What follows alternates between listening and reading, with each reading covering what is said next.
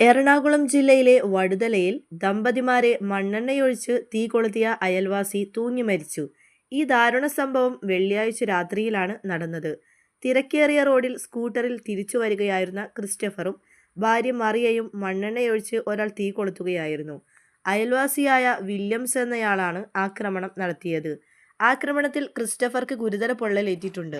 50% ശരീരം പൊള്ളിയ നിലയിലായിരുന്നു. ഇരുവരെയും ആശുപത്രിയിലേക്ക് അടിയന്തരമായി മാറ്റി. മറിയയ്ക്കും പൊള്ളലേറ്റിട്ടുണ്ട്.